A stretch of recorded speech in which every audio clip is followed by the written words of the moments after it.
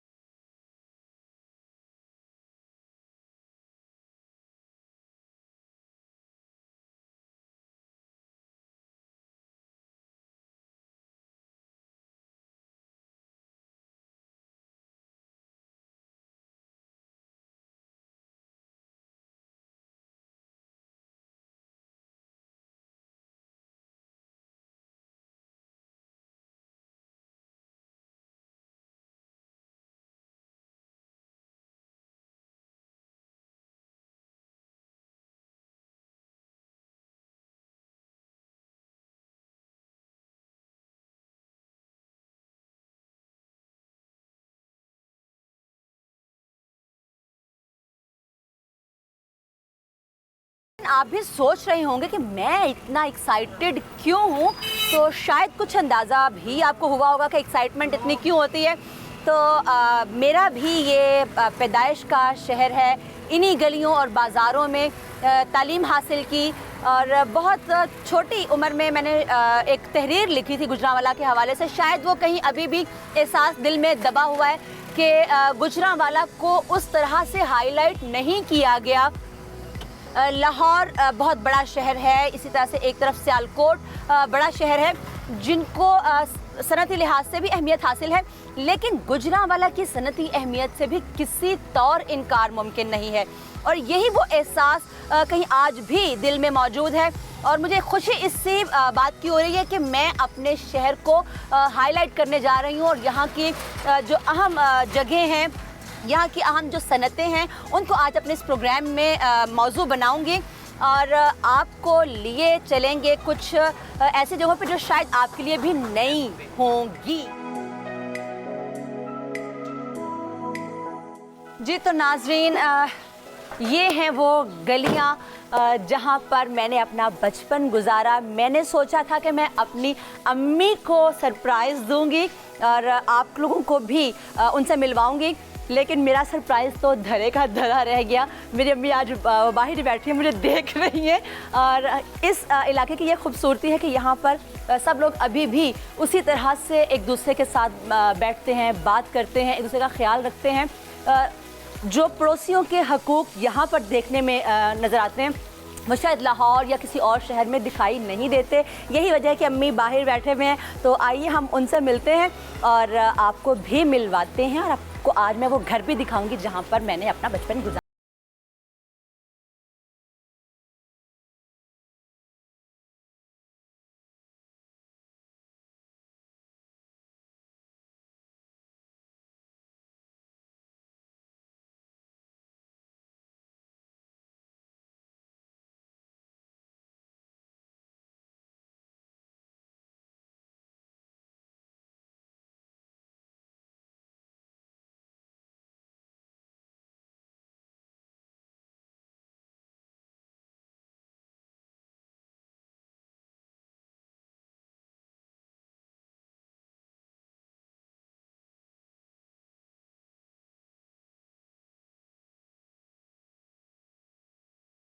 रिवायतों में है कि इस इलाके को गोजरों ने आबाद किया, जो कि कश्मीर के पहाड़ों पर रहा करते थे।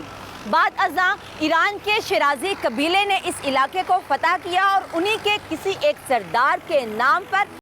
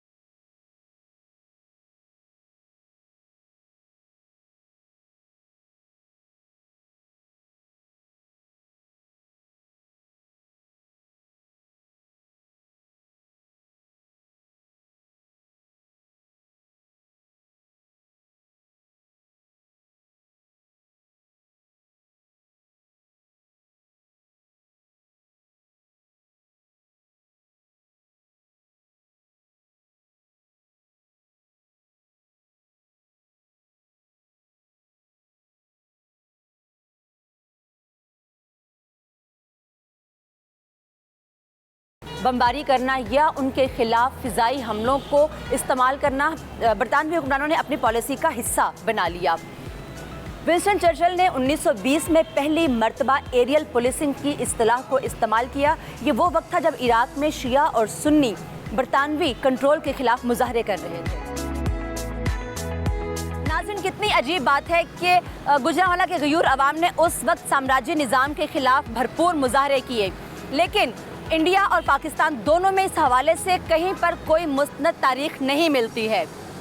हाँ, अलबत्ता उस ज़माने में बरतानवी हुकूमत के तहत एक डिसऑर्डर इंक्वायरी कमेटी कायम की गई थी और इस तमाम सूरत हाल का जिक्र उस इंक्वायरी कमेटी में किया गया है।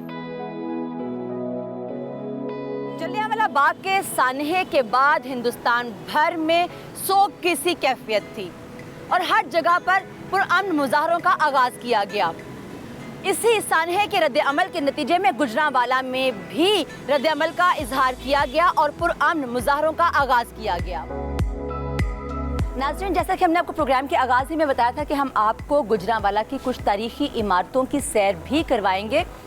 बदकिस्मती कह लीजिए कि लाहौर की इमारतों की तरह गुजरांवाला की इमारतों को उस तरह से दुनिया में पजीराई हासिल नहीं हो सकती। इसकी वजह यही हो सकती है कि इसको उस तरह से हाईलाइट नहीं किया गया। यहाँ पर हमने गाड़ी कुछ फासले पर पार्क की और मुख्तलिफ बाज़ार घूमते, तंगो तारीख गलियों से फिरते फिराते इस वक्त जिस जगह पर हम मौजूद हैं, यहाँ पर हमें लाहौर ही की तरह से छोटी ईंटों से बनी मुगलिया तर्ज की इमारत दिखाई देती है। लेकिन दरअसल ये इमारत मुगलिया तर्ज की नहीं है। कहा जाता है कि रंजीत सिंह को पंजाब का सपूत माना जाता है। तो इस वक्त हम जिस इमारत के सामने खड़े हैं वो रंजीत सिंह की जाए पैदाइश है। हम आपको उसके अंदर लिए चलेंगे, लेकिन आपको बताते चलें कि ये तमाम एरिया इस वक्त तजावुज़ात के ज़िम्रे में भी आता है। बहुत से यहाँ पर घर जो है वो बनाए जा चुके हैं और बाज़ार मौजूद हैं। तो असल हवेली कैसी रही होगी, वहाँ के बागात कैसे रहे होंगे, यकीनन पुरपेच रास्ते और राहदारियाँ और फिर उनके इर्द गिर्द फवारे, सब कुछ उसी तर्ज का रहा होगा जैसा कि हमें लाहौर की मुख्तलिफ इमारतों में दिखाई देता है। इस वक्त जो हिस्सा इस इमारत का मौजूद है, हम आपको उसके अंदर लिए चलेंगे और दिखाएंगे कि उसकी सूरत हाल अब कैसी है। नाज़रीन, दरवाजे से अंदर दाखिल होते हैं तो हमें एक वसीओ अरीज़ अहाता दिखाई देता है और इस अहाते में मेरे दाएं जानिब एक कमरा मौजूद है जिसके बारे में कहा जाता है कि इस कमरे में रंजीत सिंह की विलादत हुई थी। अभी हम आपको ये कमरा भी दिखाएंगे। मेरे इस दाएं जानिब भी एक कमरा मौजूद है और बहुत वसीओ अरीज़ ये कमरा है और इस दालान के वस्त में या सहन के वस्त में आप देख रहे हैं कि मेहराबदार 3 रास्ते हैं और इसके सतून जो हैं वो बहुत मजबूत बनाए गए हैं। वो आज भी अपनी हालत में मौजूद हैं, लेकिन इन पर कंजर्वेशन का काम किया गया है। उसके बाद एक और वसीओ अरीज़ अहाता दिखाई देता है और उस अहाते के बाहर आपको एक बरामदा भी दिखाई देगा। अभी हम आपको वहाँ पर भी लिए चलेंगे। इस वक्त मैं आपको लिए जा रही हूँ उस कमरे में जहाँ पर 1780 में रंजीत सिंह की पैदाइश हुई। इस कमरे की खास बात जो मैं आपको बताना चाहूँगी वो ये कि इस कमरे के चारों तरफ चौड़ी दीवारें बनाई गई और उनको दरमियान से खोखला रखा गया है। कहा जाता है कि इन खोखली दीवारों में पानी छोड़ दिया जाता था और अगर आप ये देख सकें सामने एक ढलानदार दिखाई दे रही है आपको रोशनदान, जहाँ से रोशनी तो आ ही रही है लेकिन हवा का इंतज़ाम भी इस तरह से किया गया था कि हवा नीचे की जानिब आती थी। और चूंकि यहाँ पे खोखली दीवारें हैं और खोखली दीवारों में पानी की वजह से कमरे में ठंडक मौजूद रहती थी। आप ये देख सकते हैं यहाँ पर अभी भी लकड़ी का काम मौजूद है और यहाँ पर बारीक कार्विंग भी दिखाई दे रही है और इसके पीछे वो खोखली दीवारें हैं जहाँ पर पानी स्टोर किया जाता था और ये कमरा ठंडा रहता था। पानी और हवा के इम्तजाज से यहाँ पर एसी की ज़रूरत नहीं रहती थी। ये कमरा अगरचे बहुत बड़ा नहीं है लेकिन आप देख सकते हैं कि इसमें वही सिख तर्ज़ तामीर आपको दिखाई देता है। यहाँ पर आप देख सकते हैं कि वही आर्च वर्क किया गया है लेकिन यहाँ पर ज़्यादा इसको उभारा नहीं गया। यकीन से तो नहीं कहा जा सकता लेकिन यहाँ पर भी कार्विंग का काम या आराइशी काम मौजूद रहा होगा। इस कमरे से हम बाहर निकलते हैं और दिखाते हैं कि आगे यहाँ पर और क्या है जो देखने के लिए है।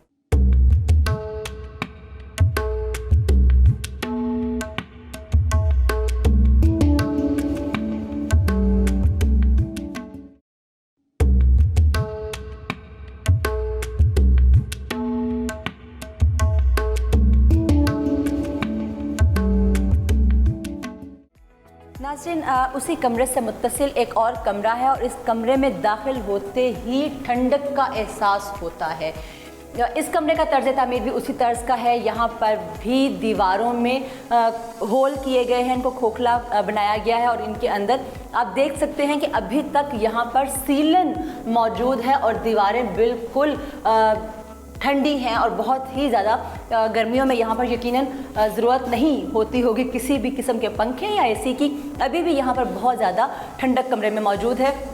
यहाँ पर भी उसी तर्ज का रोशनदान आपको दिखाई देगा जहाँ से हवा का इंतज़ाम किया गया था और उस ज़माने की जो पानी वाला एसी जो है इस कमरे को ठंडा रखता था और इसकी चौड़ाई भी तकरीबन उसी कमरे के जैसी ही है। यहाँ इमारत में ज़्यादातर दरवाजे हमें दिखाई नहीं देते, सिर्फ चौगाट दिखाई देती है, तकरीबन हर जगह पर दिखाई दी। यहाँ पर ये दरवाज़ा भी मौजूद है जो यकीनन बहुत ज़्यादा कदीम तो नहीं लेकिन उसके तर्ज से दिखाई देता है कि ये बाद में ही सही लेकिन बहुत पुराना लगाया गया है और ये वाहिद दरवाज़ा जो हमें यहाँ पर दिखाई दिया। उसके अलावा आप यहाँ पर देख सकते हैं कि सहन, जैसा कि आपको मैंने पहले भी बताया था कि बिल्कुल ओपन है लेकिन यहाँ पर ऊपर जालियाँ चारों तरफ लगाई गई थी जिनके अब सिर्फ आसार दिखाई देते हैं। इस इमारत में छोटे बड़े कुछ कमरे आपने देखे, इसके अलावा आपने कुछ बरामदे भी देखे।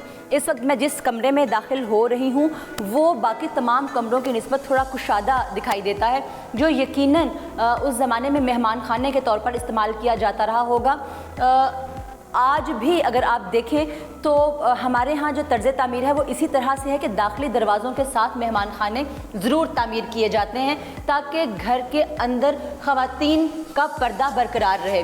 तो क्यास है कि ये भी मेहमान खाना ही रहा होगा जो बिल्कुल दाखिली दरवाज़े के साथ तामीर किया गया था। नाज़रीन, यहाँ बरामदों में दोनों तरफ, यहाँ पर भी और मेरे बाएं जानिब भी, दोनों तरफ सीढ़ियाँ जो हैं वो छत पर जाती हुई दिखाई देती हैं। अभी हम आपको छत पर भी लिए चलेंगे, लेकिन यहाँ पर सिवाय इब्तदाई 2 कमरों के अलावा हमें कोई और ख़ास इमारत दिखाई नहीं देती। ये सब बरामदे ही बरामदे दिखाई देते हैं।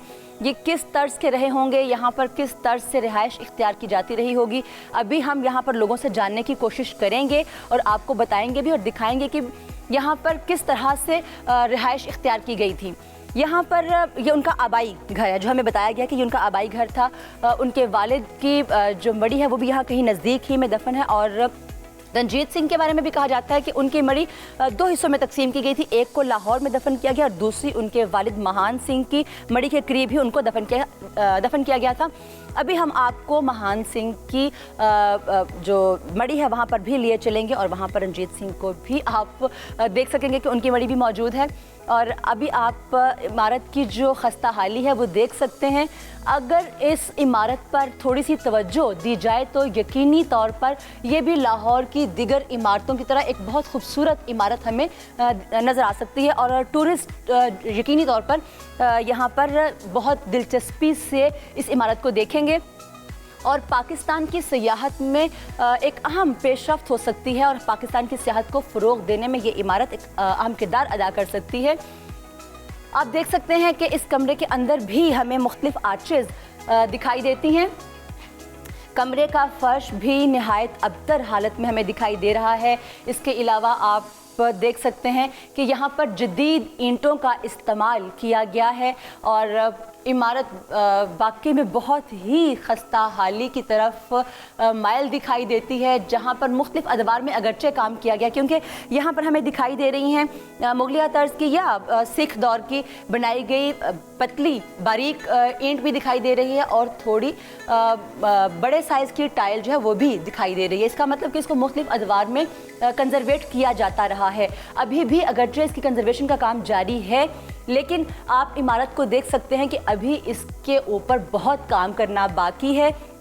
पाकिस्तान के चप्पे चप्पे में तारीख़ बिखरी पड़ी है। कोने कोने में आपको मुख्तलिफ इमारतें दिखाई देती हैं। छोटी छोटी जगहों पर छोटे छोटे मज़ार दिखाई देंगे, छोटी छोटे कब्रें दिखाई देंगी, छोटे छोटे महल सरा दिखाई देंगे या आपको कोस निशान दिखाई देते हैं या उसके अलावा आपको सराय मुख्तलिफ जगहों पर दिखाई देंगी।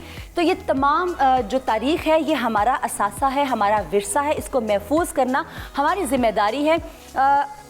मौजूदा वज़ीर-ए-आज़म के विजन के मुताबिक अगरचे इस हवाले से काम किया जा रहा है और इस इमारत को एक्सप्लोर करना और गुजरांवाला की बाकी बहुत सी इमारतों को एक्सप्लोर करने का मकसद भी यही था कि हम भी प्राइम मिनिस्टर के विजन को आगे लेकर चलना चाहते हैं और सियाहत के फ़रोग़ के लिए अपनी एक छोटी सी काविश हम जो है हर हफ्ते आपके सामने लेके आते हैं। तो ये काविश आपको कैसी लगी आप ज़रूर बताइएगा। अभी आपको हम दिखाते हैं इस बिल्डिंग की सूरत हाल और मिलवाते हैं जो इस इमारत के बारे में आपको बेहतर मालूमात दे सकते हैं। सहन के बाद एक बरामदा है और बरामदे के बाद एक और कमरा बिल्कुल उस सीध में है जहाँ से हम इस घर में दाखिल हुए थे। ये भी एक वसीओ अरीज़ कमरा है। इसमें हवा और रोशनी का इंतज़ाम भी किया गया है। उसके अलावा यहाँ पर एक आतिशदान भी मौजूद है जो यकीनन इस कमरे को उस ज़माने में भी इस चीज़ का ख्याल रखा गया था कि कमरे को हिद्दत देने के लिए आतिशदान ज़रूरी है और ये आतिशदान भी यहाँ पर मौजूद है। इसके अलावा यहाँ पर हमें एक कमरा दिखाई देता है जो बहुत छोटा है, जो यकीनन ग़ुलामों के लिए बनाया गया होगा। और यहाँ पर एक चीज़ जो और आपको दिखाने की है वो ये, अगर आप देख सकें कि एक खिड़की है जो यकीनन रोशनी और हवा के लिए बनाई गई होगी। इस खिड़की के बाहर अगर आप देखें तो अभी भी हमें एक बहुत बड़ी आर्च दिखाई देती है और ये उसी तर्ज की आर्च है जैसी कि यहाँ पर सहन में बनाई गई है। उसके अलावा यहाँ पर जो साथ में ग़ुलाम कोई कमरा है उसकी खिड़की भी हमें बाहर दिखाई दे रही है और वहाँ पर छोटे ताकचे भी मौजूद हैं। उसके बिल्कुल नीचे भी आर्च नुमा एक इमारत है, लेकिन अफसोस की बात यह है आप देख सकते हैं कि ये तमाम इलाका जो है वो तजावुज़ात की जद में है और यहाँ पर नए मकानात जो हैं वो तामीर किए जा चुके हैं। हैं। और असल हवेली ना जाने कितनी खूबसूरत थी, क्योंकि इस वक्त इस कमरे की छत भी मैं देख रही हूँ कि वो भी दोबारा से शायद बनाई गई है। और बाहर भी सहन में भी मैं वसूख से कुछ नहीं कह सकती कि वहाँ पर भी छत मौजूद थी या वो ओपन सहन ही था। इस वक्त इस कमरे से बाहर निकल के जहाँ पर मैं मौजूद हूँ वो एक छोटा सा आप इसको कॉरिडोर कह सकते हैं या टेरेस नुमा चीज़ कह सकते हैं। इसके बिल्कुल सामने हमें बताया गया है कि रंजीत सिंह ने एक वसी और इस बाग की तामीर करवाई थी और इस बाग में यकीनन खुशनुमा फूल भी होंगे और बहुत से यहाँ पर झरोके होंगे, फवारे लगाए गए होंगे। लेकिन जैसा कि आपको हमने बताया था कि हम मुख्तलिफ तंग बाज़ारों और गलियों से घूमते घामते इस हवेली में पहुँचे हैं, तो आप देख सकते हैं कि यहाँ पर भी आपको चारों तरफ बाज़ार दिखाई दे रहा है, जो यकीनन हमारे लिए एक लम्हा फ़िक्रिया है। और हमें जो इमारत इस वक्त मौजूद है, अगरचे इसका बहुत सा हिस्सा वागुजार भी करवाया गया, यहाँ पर भी हमें बताया गया कि कुछ दुकानें बनाई गई थी जिनको वागुजार करवा के निशानी के तौर पर ओपन रखा गया है कि यहाँ पर कभी बाग भी मौजूद था। मेरे दाएं और बाएं दोनों जानिब दो रास्ते हैं जो नीचे उतरते हैं। जीना दोनों तरफ बनाया गया है और इस जीने के इख्तिताम पर दरवाज़ा अगरचे अभी लगाया गया है, उस वक्त ये दोनों दरवाजे बाग की तरफ खुलते थे। और बताया गया है कि ये इस हवेली का दाखिली रास्ता था। यहाँ से रंजीत सिंह और उनके बाकी के फैमिली मेम्बर्स आया करते थे और यकीनन यहाँ पर वो दर्शन दिया करते होंगे या यहाँ पर दिल को लुभाने के लिए या फितरत के नज़ारों के लिए वो इस टेरेस की तरफ आया करते होंगे। नाज़रीन, आप इस इमारत का बाहर का हिस्सा जहाँ पर मैं मौजूद हूँ इस वक्त आप देख सकते हैं कि यहाँ पर भी मेहराबें बनाई गई हैं और आप देख सकते हैं कि यहाँ पर ताकचे भी दिखाई दे रहे हैं। यहाँ यकीनन मिशैल जलाई जाती होंगी और यहाँ पर दिए रखे जाते रहे होंगे, जो रोशनी के इंतज़ाम के लिए नहायत अहम तर्ज तामीर था उस ज़माने में। हर पुरानी इमारत में ऐसे आपको ताकचे दिखाई देंगे जहाँ पर दिए जलाए जाते थे और रोशनी का इंतज़ाम किया जाता था। यहाँ पर भी आप देख सकते हैं कि बकिया दरवाज़ों की तरह या बकिया राहदारियों की तरह आर्चेज़ एक ही तर्ज की तामीर की गई हैं। और अगर आप मेरे साथ देखें, यहाँ पर आपको दोनों किनारों पर मखसूस फूल दिखाई देंगे और हर दरवाज़े पर हर जगह पर मुख्तलिफ नौइयत के फूल दिखाई दे रहे हैं। और दरमियान में जो ये एक छोटा सा पैच है, इसमें भी फूलों का काम किया गया है जो पत्थरों ही में तराशा गया है। ये तमाम काम आपको सिख दौर की तरफ जो है वो माइल करता है और सिख दौर की याद ताज़ा करता है।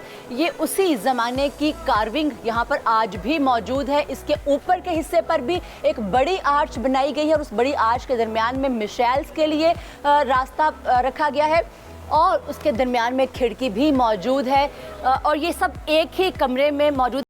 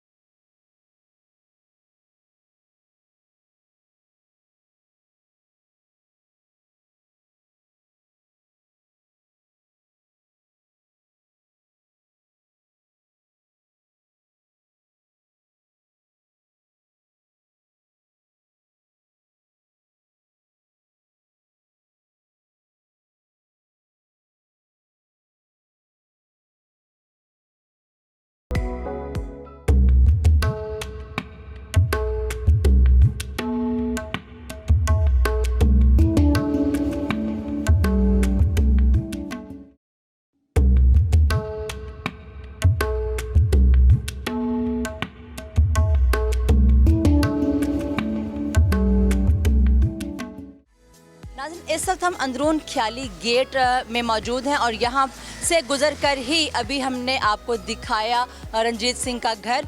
यहाँ पर एक साहब हमारे साथ मौजूद हैं, हम इनसे पूछेंगे कि ये उस हवेली के बारे में क्या जानते हैं। जी ये हवेली के बारे में, ये जो रंजीत सिंह का ये घर है, उसका झूला इधर पड़ा हुआ है। उसके ना जो पैदाइश उसकी इधर की है। ये हमारा जो मेन बाज़ार है ना, ख्याल दरवाज़ा मेन बाज़ार हमारा ये है। आगे बेरी वाला चौंका से सब्ज़ मंडी के अंदर वो है। वो जो उनका घर है उसके आसपास जो है वो बहुत सी इमारतें बन गई हैं। तो आपने कभी देखा उसको वहाँ पे कैसी कंडीशन थी अपने बचपन में, और अब उसकी क्या सूरत हाल है? पहले उस वहाँ पे ना लोगों ने जो कब्ज़ा किया होता, जो जगह वगैरह बनाई हुई थी ना, कब्ज़ा सब्ज़ मंडी लगाई हुई थी, सब्ज़ी वगैरह। अब जो गवर्नमेंट ने बहुत सही करवा दिया सारा ना, ठीक हो गया पूरा इलाके का। उन्होंने उसकी बाउंड्री बना दी है। तो यहाँ पे ये जो इलाका ये कब से आबाद है? क्योंकि यहाँ पर तो हवेली थी तो वो तो बहुत बड़ी थी ना, तो ये कब से इलाका आबाद है और ये कब से शहर जो है यहाँ पे कायम है? ये जो हमारे बड़े इंडिया से आए थे ना, जब से ही हैं। जो बाज़ार है यहाँ पे कब से कायम है ये बाज़ार? क्योंकि यहाँ पर तो हवेली थी, सिखों की यहाँ पे आबादियाँ थी, तो ये कब से है? ये गुजरांवाला शहर का अंदरून ख्याली गेट है। ये गुजरांवाला का वो रोड है जो सबसे लंबा रोड है।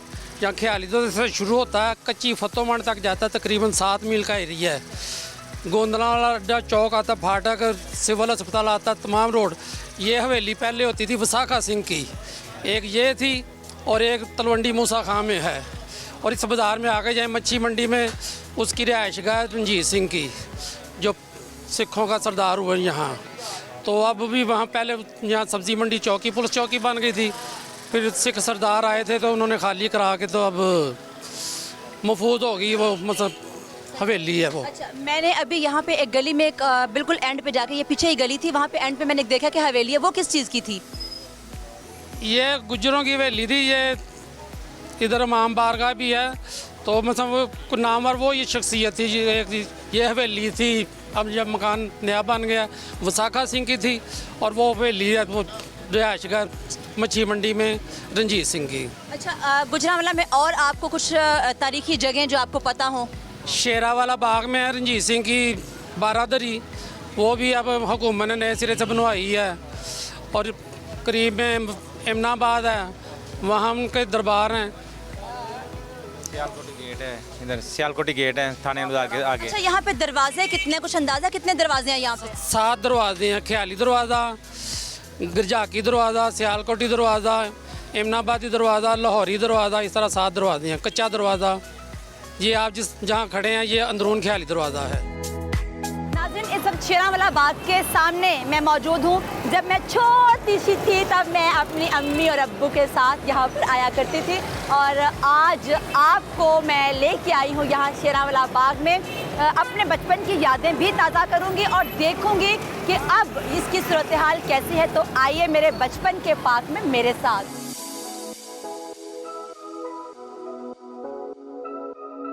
नाज़रीन, शेरांवाला बाग के अंदर मैं दाखिल हो चुकी और यहाँ पर हमारे साथ डीसी ऑफिस से स्टाफ ऑफिसर मौजूद हैं। हम उनसे पूछेंगे कि ये बाग जो है किससे मंसूब है और यहाँ पर ऐसी कौन सी ख़ास जगह हैं और उनके बारे में ये क्या हमें बताना चाहेंगे। जी, ये पंजाब के एक बहुत ही मायानाज हुक्मरान जो गुज़रे हैं, राजा रंजीत सिंह, उनकी ये ओपन कोर्ट थी। इस ओपन कोर्ट के अंदर ये 7 ओपन कोर्ट है, जिसे बारादरी कहते हैं यहाँ पे। उस ज़माने में यहाँ पे बैठ के पब्लिक मीटिंग्स हुआ करती थी। तो इस पूरे इस कंपाउंड का नाम शेरांवाला बाग है। ज़बान सिख जो उसकी ट्रांसलेशन आसान ज़बान में शेर की है। तो शेर से मुराद है कि शेरों की ये एक सरज़मीन है, और ये शेरांवाला बाग यानी सिखों का बाग, सिंह का बाग। सिंह मीन्स शेर। और मुझे लगता है कि सिखों को वैसे शेर पालने का शौक़ भी बहुत था। लाहौर में भी शेरांवाला गेट है, कहा जाता है कि उसके अंदर बहुत से शेर उन्होंने पाल रखे थे, तो शायद उसका भी कोई लिंक है इसके साथ। नहीं, ये सिंह का जो मतलब है ना जी, सिंह का मतलब शेर है। ये हमारे हिंदुस्तान में राजपूतों को भी सिंह कहा जाता है, और सिखों ने फिर इसको अपने एक सरनेम के तौर पे इस्तेमाल किया, सिंह। सिंह मीन्स शेर, टाइगर। तो इस यहाँ पे बेसिकली जब अभी गुजरांवाला इब्तदा का अपना सफ़र तय कर रहा था, तो ये गुजरांवाला के बाहर एक स्पेस थी जहाँ पे पहलवानी, उस ज़माने में भी स्पोर्ट्स वगैरह का यहाँ पे होता था। और उस ज़माने में फ़न पहलवानी सबसे अपेक्स किस्म का एक स्पोर्ट्स था। इसलिए यहाँ पे ये जो खाड़े आपने इधर देखे हैं, ये खाड़े इनकी हिस्ट्री वहीं से जाके लिंक होती है, बहुत पुराने खाड़े हैं ये। तो यहाँ पे हरी सिंह नलवा जो कि रंजीत सिंह का चीफ ऑफ स्टाफ रहा है, आर्मी हेड था, वो इसी खाड़े से उसे मिला था। इसी खाड़े में वो ज़ोर करता हुआ जब देखा रंजीत सिंह ने अपनी नौजवानी में, तो उसको पसंद किया और उसकी ताकत से मुतासर होके उसको अपना साथी बनाया और इतना वो कंपेनियन, डाई हार्ड कंपेनियन बना कि आगे चल के वो आर्मी का चीफ हेड मुकर्रर हुआ। और रंजीत सिंह के लिए उसने बहुत बेशबहा खिदमात हरी सिंह नलवा की हैं, जो इसी शेरा वाले बाग की दरियाफ्त है।